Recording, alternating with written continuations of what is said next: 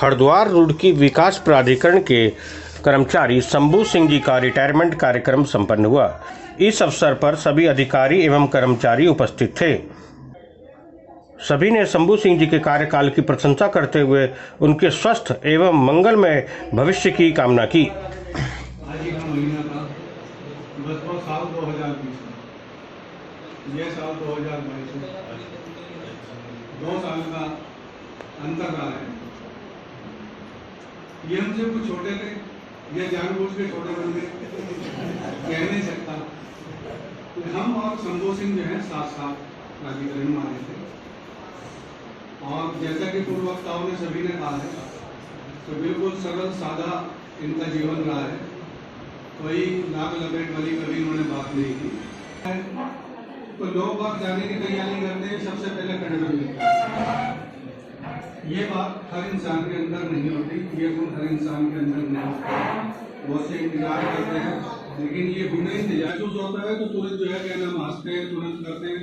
सबसे बड़ी बात ये भी है कि अगर कहीं कोई हरिद्वार में रहना, हम भी आपसे मिलते रहेंगे। तो उनका ये कहना था कि नहीं मैं तो गाँव दलदल छलछल अगर इनके गाँवों में पड़ती रहेगी तो हो सकता है इनका आने वाला जीवन और बेहतर होगा, है ना। तो मैं इन्हीं शब्दों के साथ वाणी को विराम देता हूँ। धन्यवाद। आज 60 वर्ष की अच्छी सेवा करने के उपरांत सेवानिवृत्त हो रहे हैं। सभी वक्ताओं ने उनके विषय में बहुत शब्द रहे हैं। उनके सफेद बाल ही बता रहे हैं कि वो अपने आप में तेजस्वी और हैं, क्योंकि जब सफेद बाल हो जाते हैं ज्ञान से और युद्धा से परिपूर्ण होता है और तो सेवानिवृत्त हो रहे हैं।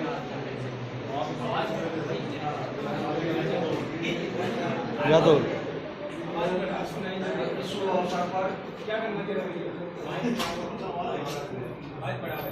कहना चाहता हूँ कि बढ़ा दो यार, सेवानिवृत्त और सेवा में आना और मैं ज़्यादा तेज कर देता हूँ ना उसके बोलने से। और समय पूर्ण होने के साथ साथ अलग विधा से लड़ना पड़ता है। ये मनुष्य के जीवन की एक कथा है। ये जो है मनुष्य जीवन की सबके जीवन की एक कथा है। हम सब लोग पैदा होते हैं, फिर हमारे आने वाले जन्म में शिक्षा देते हैं, संस्कार देते हैं। उसके बाद जब हम अपनी पढ़ाई लिखाई कर लेते हैं तो उसके बाद कोई जो भी जिस योग्य हो वो अपना कोई व्यवसायिक शिक्षा लेता है, कोई आपके जिस भी तरह से है अपना रोजगार और सर्विस में आता है, ग्रामीण सेवाओं में जाता है। ये जो मनुष्य के जीवन का चक्र है, ये सभी के साथ है कि हम लोग कर्तव्य कहते हैं कि कर्तव्य जो है वो यही है कि हम जिस भी कार्य क्षेत्र में है उसको हम सही प्राकृतिक नियमों के आधार पर उसका कार्य पूर्ण करें। ये धर्म कहलाता है। कि धर्म क्या है? धर्म का भी धारण करना। हम लोग जो है हमेशा हमने क्या करना है कि धर्म धारण करने का जो नाम है, अपने कर्तव्यों का पालन करना ही धर्म है। अब मनुष्य ये कहता है कि हमने तो ये है पूजा पाठ करते हैं और ये सब करते हैं, लेकिन दैनिक जीवन के जो भी कार्य है प्रकृति के नियमों के अनुसार वो सब धर्म के अंतर्गत आते हैं। अपना कर्तव्य पालन करें। अब हम सब लोग सेवाओं में है और अपना अपना रूटीन कर रहे हैं। जो भी है सुबह उठना होता है, अपना लोग स्नान करते हैं, फिर थोड़ा अपना स्त्री का आराधन भी करते हैं और फिर अपनी पूजा करते हैं। ये जीवन की चर्या है। इसको ही प्रकृति के अनुरूप अगर हम पूरा कर रहे हैं तो हम कोई पूजा पाठ करें ना करें, अपने धर्म का पालन कर रहे हैं और एक अच्छे ढंग से सही आत्म दृष्टि से कर रहे हैं। आत्म दृष्टि का अर्थ होता है एक अच्छी भावना के साथ। अगर उसमें कहीं क्रोध होता है, कुछ होता है, अपने कर्तव्य का पालन सद्भाव से करने का नाम ही धर्म है जो सभी लोग हम लोग करते हैं, कर रहे हैं। अब विशेष रूप में ये आता है कि आखिर जो है दुनिया भर में ये सब तो आप तरह के धर्म है, संप्रदाय है, सब पैदा हुए हैं, लेकिन सत्य सनातन एक ऐसा धर्म है जो कभी पैदा नहीं हुआ, हमेशा से है, हमेशा। वो कैसे है? यही है सनातन धर्म जो हम अपने डेली रूटीन के कार्यों को सही ढंग से प्रतिपादित करते हुए अपना जीवन यापन कर रहे हैं। उसमें भेदभाव कुछ नहीं है, बिल्कुल सामान्य ढंग से प्राकृतिक नियमों को मानते हुए अगर कर रहे हैं तो यही धर्म है, अपने कर्तव्यों को पूर्ण करना, तो अपने कर्तव्यों को पूर्ण करना जो हम सब लोग कर रहे हैं। अब इसमें देखो ऐसा होता है, संस्कार नहीं मिले आज समाज में, हमारे गड़बड़ हो रही है,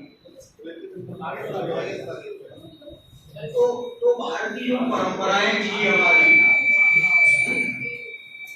भारतीय परंपराएं थी वो क्या था कि बचपन से ही जैसे माँ बाप मंदिर जाते हैं, कोई अनुष्ठान करते हैं, घर जो भी अपना घर के नियम पालन करते हैं उससे संस्कार मिलता है।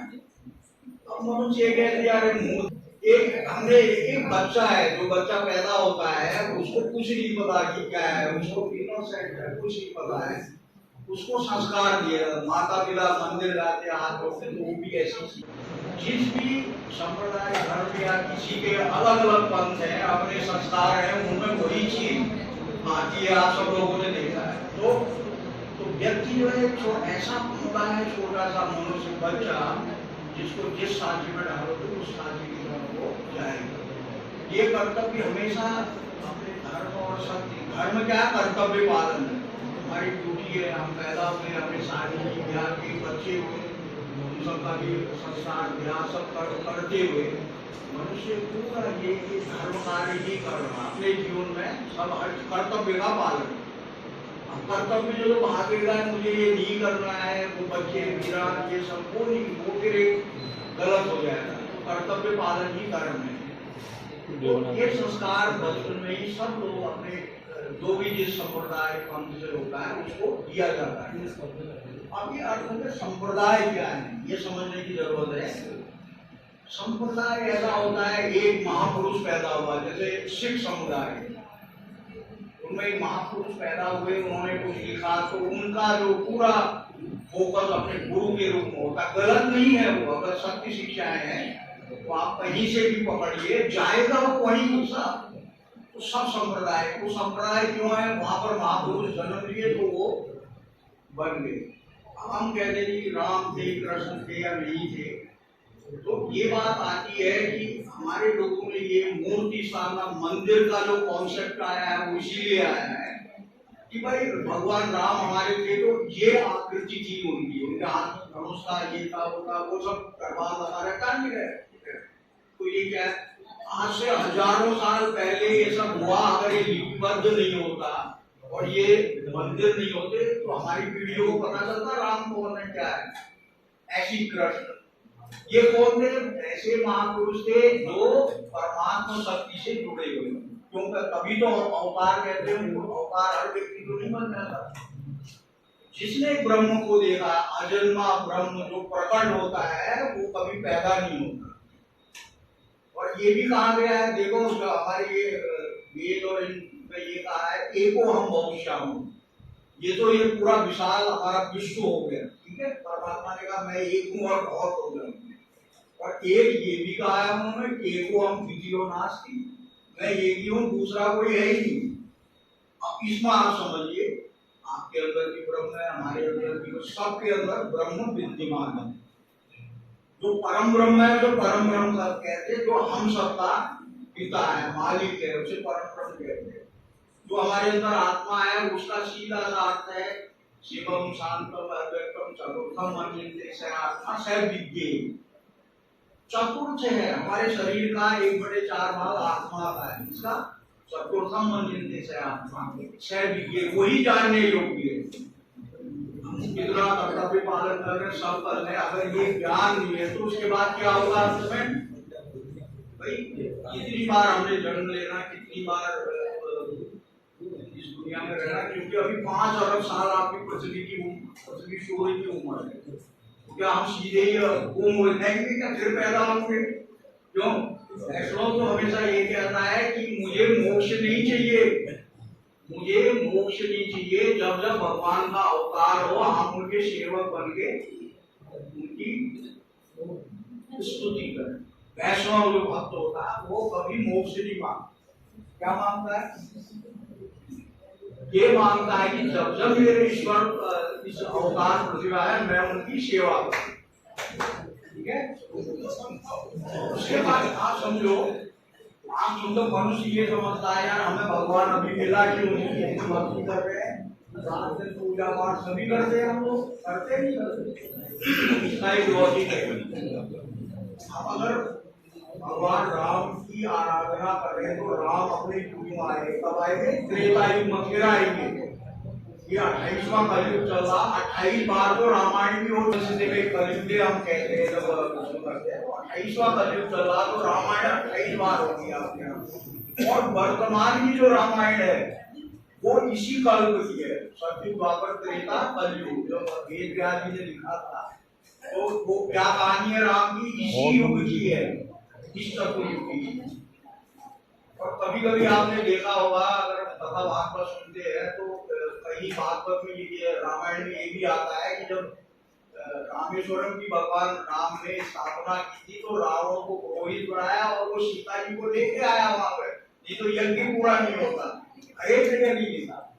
लोग क्या वैसे भी कह सकते हैं, और एक अच्छा युद्ध होता है तो उसमें दुश्मनी होती है केवल लड़ाई के मैदान में।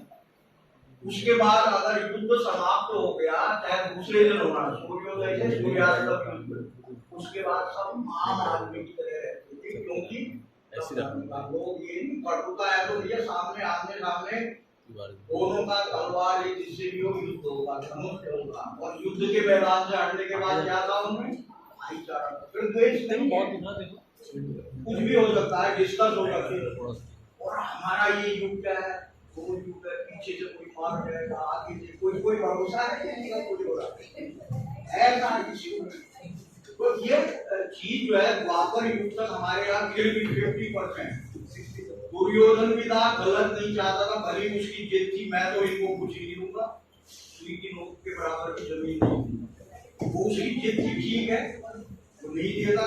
हमारा युद्ध हुआ है नहीं बात, लेकिन वो भी इतना बुरा नहीं था क्योंकि उस युग में 50%, 50%। अब आ गया कलयुग क्या है, 75% क्या है, अधर्म है, 25% धर्म है। अब वो अधर्म तो ढकी लेगा 25% को, भाई 100 आदमी तलवार, 75 आदमी तलवार लेगी, अरे 25 आदमी उन्हें भागना पड़ेगा नहीं पड़ेगा। आज जो सत्यता जाता, चाहे वो नौकरी में हो, चाहे वो न्यायालय में हो, चाहे पुलिस वालों के यहाँ हो, चाहे कहीं भी हो समाज में, आप सुनते हो ना यार अच्छे लोग हैं लेकिन उनकी पूछ और वो सब कम हो जाती है। ऐसा नहीं है, और सीधा अरे वहां तो ऐसे ही काम हो जाएगा, सही बात, ऐसी अवधारणा है। और है या नहीं है बताओ आप, सही बात है। तो ये क्या है, ये हमारा जो समय चक्र है ये 4 भागों में बटा हुआ है, सतयुग द्वापर त्रेता और कलयुग। और ये किसको कहते हैं? समय चक्र। वेद में ये कहा गया है ये समय चक्र चलता है, चक्र। भगवान कृष्ण ने चक्र दिखाया था, नहीं दिखाया था? और उन्होंने क्या कहा था, सूर्य को भी उस चक्र से ढक दिया था। चक्र कोई हर वक्त, वो सुदर्शन चक्र था जिससे भगवान कृष्ण काम करते थे, लेकिन वो चक्र जो सनातन चक्र है वो युग परिवर्तन कराता है। वो परम ब्रह्म के हाथ में ही है, उसका अवतार आता है, उसे पता है ये काम करने, उसकी आत्मशक्ति में वो काम होते हैं और वो करता है अदृश्य रूप से। समझ में आ गई बात? जो मैं 6ठी से 8वीं में पढ़ता था तो मैं एक संस्कृत परिचारिका होती है तो मैं उसे पढ़ता था। उसमें ज्यादा इतना समय नहीं था, तो हाँ वो जल्दी से कुछ पढ़ो और ये एग्जाम देना वो करना, ज्यादा उन विषयों पर ध्यान देते थे जो इम्पोर्टेंट जो पढ़ते थे कि सही नंबर आ जाएगा। तो संस्कृत के 2-4 एक बार संस्कृत के टीचर आए, उन्होंने 1-2 श्लोक कहे वहां पर संस्कृत के, वो मेरे जहन में आज भी है। देखो कोई सही चीज होती है वो याद रहती है या नहीं है? उनमें एक संस्कृत का श्लोक आया, विद्या ददाति विनय विनयादि पात्रतां पात्रवाद धर्म आपनोति धना धर्म तथा सुखम। ठीक है ना, विद्या विनय को देती है, विनय से पात्रता आती है। जो पात्र व्यक्ति होगा वो धन भी कमाएगा, धन से धर्म भी होता है, फिर तब सुख भी होता है। अब हमारे यहाँ आ गया, हम भी थोड़ा सा इधर उधर का धन भी कमाते हैं, सब आपको पता है। ये आज हमारी कुछ नहीं कर सकते क्योंकि सामाजिक व्यवस्था है या नहीं है? अभी मैं खुले आप कह भी रहा हूँ, ये आज की व्यवस्था है। तो इसको भी गलत नहीं कहा जा सकता है क्योंकि आज का कानून चल रहा है, बैकडोर से ये सब भी चल रहा है। और अगर सचिव होता तो कोई नहीं हला भाई, ये सामने से रह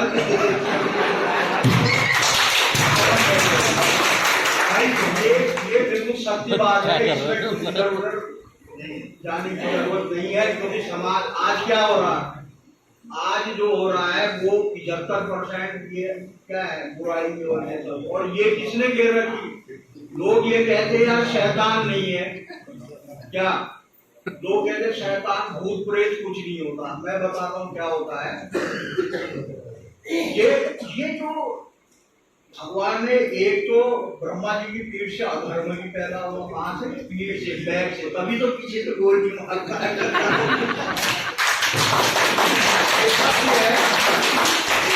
ये कहानी सुनो, जो अधर्म होता है, अधर्म जो होता है वो भी ब्रह्मा जी की पीठ से पैदा हुआ, ठीक है। उसका भी परिवार है, उसका सब कुछ है। जो हम कली काल कहते हैं, कल युग कहते हैं, वही तो है अधर्म का युग। और किसे कहते हैं ईर्ष्या का युग। वो सब मुझे भी बहुत गुस्सा आ जाता है तो वो बैठ जाता है ना, तो ये क्या सबके अंदर है, हम सबके अंदर हम त्रिगुणात्मक है या नहीं भाई? उसका भी शासन है इस वक्त, कोई माई का लाभ उसे हटा नहीं सकता। क्यों भाई? उसका राज्य चल रहा है, कलयुग यंत्रों का युग, यंत्र में बैठा हुआ। उसने मनुष्य को भी यंत्र बना दिया। हम क्या एक रोबोट ही तो काम कर रहे हैं। अरे सामने का ये फाइल बनानी, ये करके लाओ, वो करके लाओ, लगे या नहीं लगे बताओ?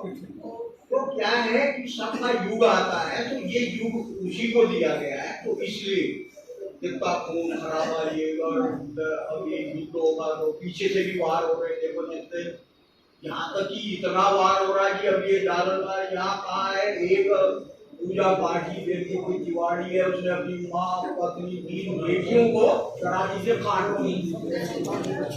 अब क्या कहोगे पूजा पाठ करने वाला? उसके खोपड़ी में क्या बैठ गया? वो कलिकाल बैठ गया, जिसे कहते शैतान बैठ गया। गुस्सा आ गया, वही तो काम कराता है, गुस्से में वही काम कराता है, वो सिर पर बैठ जाता है। माँ को भी मारूंगा। कोई कल्पना कर सकता है कैसा युग आ रहा है जो अपनी बेटियों को, माँ को, पत्नी को एक ही साथ पक्ष में,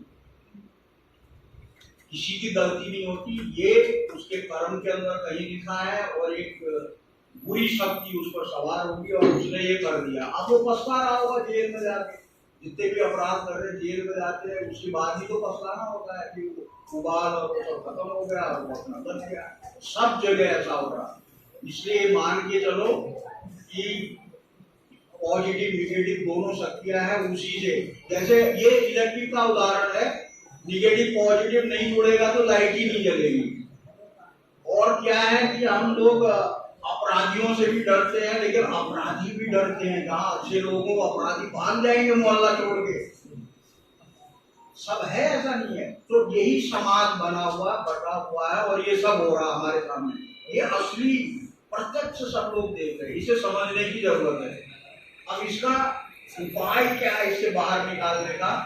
आज शंभू सिंह जी के, इनका नाम खुद ही शंभू है, तो आज मैं बता रहा हूँ कि इंसान को इसके साथ साथ क्या क्या करना चाहिए, है ना? तभी हमारा जीवन का उद्देश्य भी पूरा होगा, हमारे काम भी पूरे होंगे। हम किस लिए पैदा हुए वो काम भी पूरा होना है। हमने नौकरी करके बच्चे सब कर दिया, अब ये रिटायर हो गई, अब आराम से रोटी खाऊंगा, ऐसा नहीं है। अभी असली काम तो अभी बचा हुआ है। इसके बाद वो क्या काम है? अपने आप को समझना, अपने परिवेश के अनुसार काम करना, फिर कम से कम जिस उद्देश्य से मनुष्य का जन्म होता है अपने बारे में जानना, स्वज्ञान। अपनी आत्मा का ज्ञान नहीं है तो ना ब्रह्म का ज्ञान हो सकता है, दुनिया का ज्ञान होता है। एक रोबोट की तरह काम करके निकल जाएंगे, दुख भी होता है उसको। तो आवश्यकता यह है कि इन सब के साथ अपने आप को भी जानना बहुत आवश्यक है। ब्रह्म की गोद में की साधु संत महात्मा किसी के पास भी हर एक की अपनी कुल परंपरा श्रेष्ठ होती है। जिसके यहाँ ईश्वर का आराधन जिस रूप में किया जा रहा है उसी रूप को पकड़ो, अपने घर परिवार संप्रदाय में जो चल रहा है वहीं से मिलेगा, वो सिद्ध है।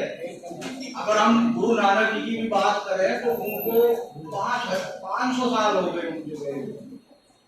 सुबह सुबह गुरुवाणी सुनो, इसी उससे वातावरण भी साफ होगा, आत्मशुद्धि भी होगा, कहीं नहीं भागना है।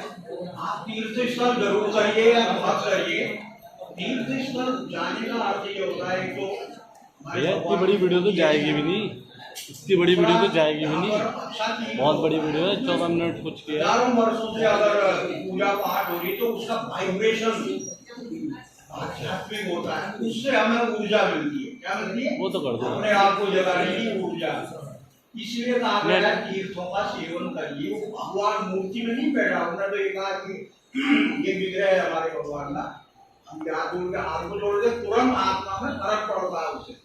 और कई जगह ऐसा हुआ जहाँ मूर्ति की अगर प्राण प्रतिष्ठा हुई है और अच्छी भक्ति है तो सब जगह से प्रकट हो सकता है। ब्रह्म सब जगह विद्यमान है, हमारे अंदर विद्यमान है। अब ढूंढने कहाँ जाए? बिलाए थोड़ी जाएंगे, बताओ जाएंगे तो वो कैसे ढूंढा जाएगा? मेरे आत्मा की परिभाषा बता दी और ये भी बता दिया कि एको हम बहुश्यामा, मतलब जब अंधकार था कुछ नहीं था, ये सूर्य फिर अंधकार होगा।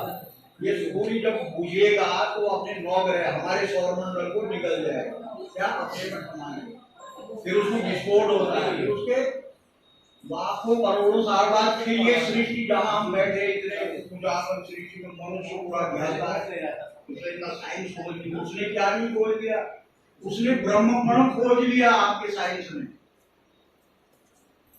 ब्रह्मकण की खोज हो गई है, इस साइंस ने भी कर लिया है कि कहाँ कण, जो कण का विस्फोट अभी किया था ना, उस हिग्स बोसोन कुछ नाम दिया गया ब्रह्मकण। क्या उसकी परिभाषा विशेषता है? उसकी विशेषता ये है, उन्होंने एक विस्फोट किया। जैसे ये जो विस्फोट होता रहता है जब सृष्टि का नए सिरे से एक बार सृष्टि बुझ गई तो कहते हैं सब अंधकार हो गया, सूर्य बुझ जाएगा तो अंधकार हो जाएगा।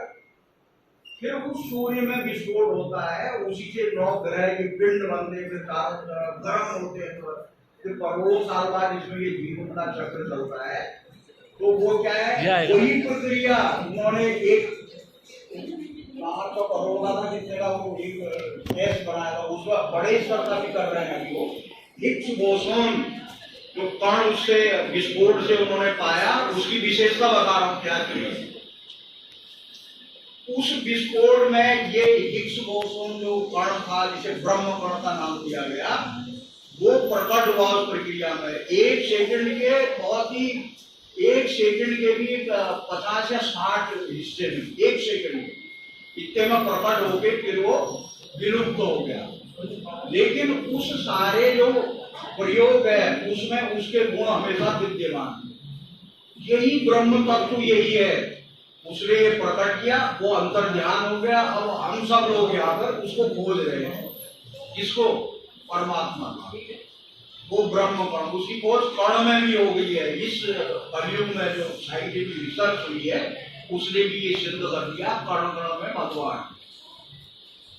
सुन रहे हो? इसके बारे में बताता हूँ, कोई लंबा तो नहीं हो रहा, बंद करूँ? ऐसा है, इसके बाद सुनो। एक मिनट तो आना चाहिए। अब क्या मैं कहाँ बताऊँ? ब्रह्म, वही ब्रह्म हमारे अंदर भी है। वो एक कण में है, वो हमारे अंदर भी है।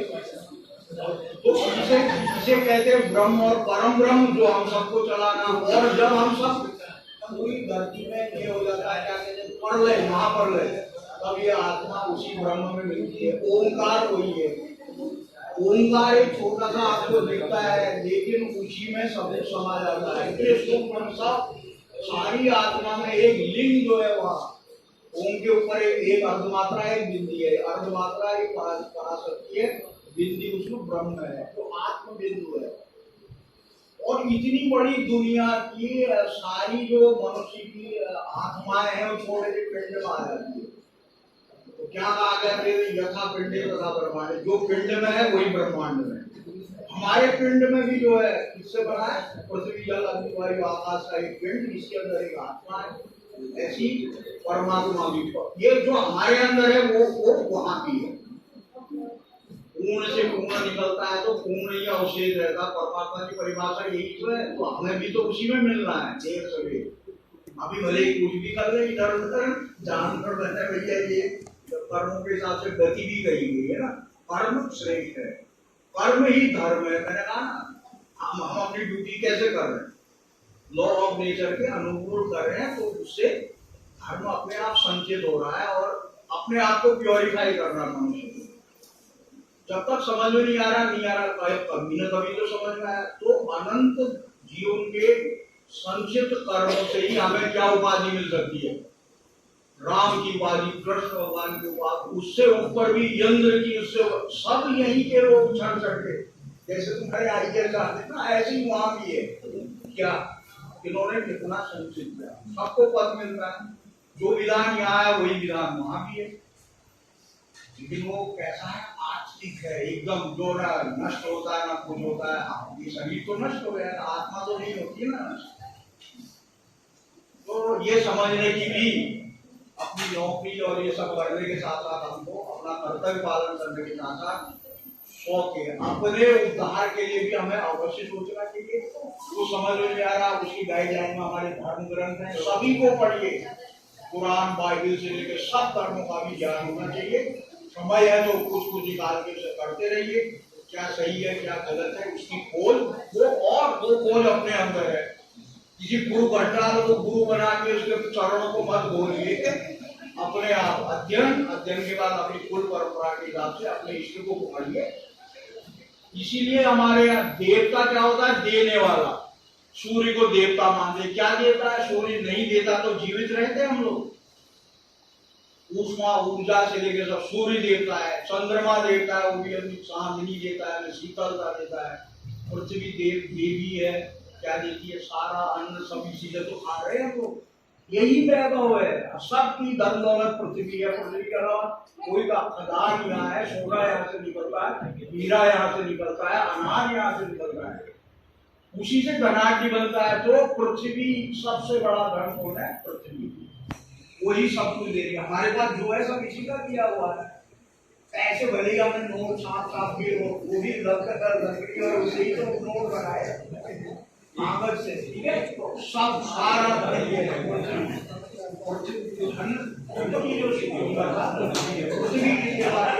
इसके बाद